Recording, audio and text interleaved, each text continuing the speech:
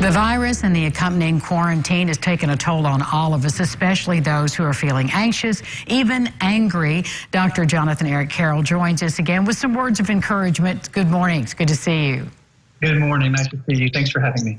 Well, it's so important to have this conversation, as you well know from your profession, and you're also reading the news. People are angry, and these feelings are really troubling, especially if you're trying to stay well.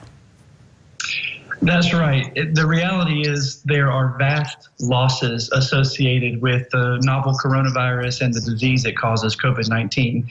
And I think all of us at some point are experiencing sadness and fear and anxiety and loneliness and depression, but also anger.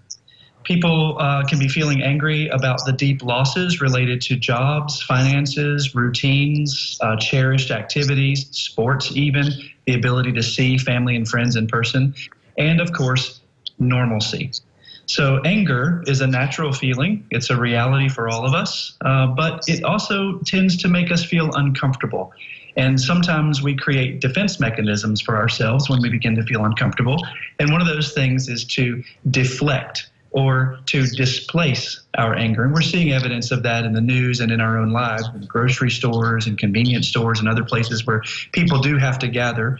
The anxiety is high, the anger is there, and we tend to displace the real fear and the real grief by being angry at people and things that may not actually be bothering us. It's a common thing, and we just need to be aware of it. All right, so we are, we see it, we hear it, we read about it, and that in itself creates anxiety. So if we're confronted by it, if we're in the line at the grocery store, if we're trying to pick out some item from the pharmacy, and someone burst into this display, what's our response? How can we have an impactful and maybe even a helpful response?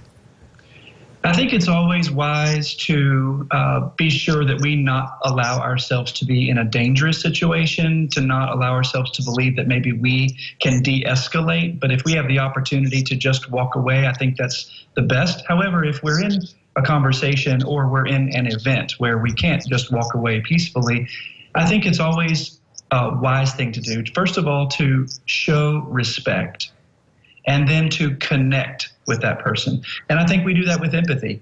I think we say, you know what, the way you're acting right now is the way I'm feeling sometimes, so I get it.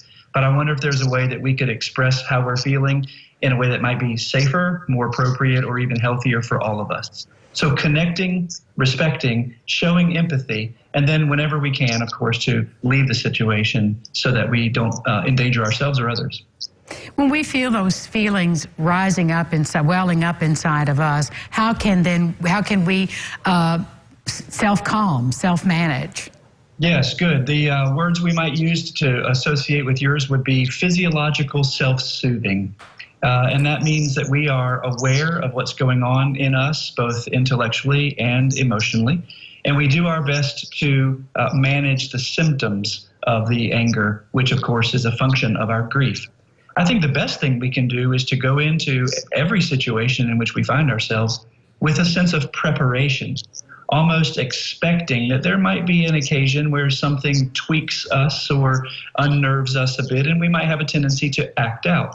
By being prepared, we don't completely eradicate the possibility of something coming out of our mouths or an action that we might do that we might not be proud of, but we can at least be prepared and look for it so that we know if this were to happen, here's how I would want to respond. If somebody were to reach for the last carton of chicken as I'm doing it and they decide angrily to snatch it away and make a run for it, how important is that to me? Is my family going to starve without it? Might I have a response that does de-escalate the situation? By going into events and situations with a sense of preparation, I think we're less likely to be caught off guard. Jonathan, thank you so much for this wisdom and guidance. I always appreciate your insights. Thank you for having me so much, Angie. Take care. Be safe. And you too. We'll be back with more Local Lifestyles right after this. Stay with us.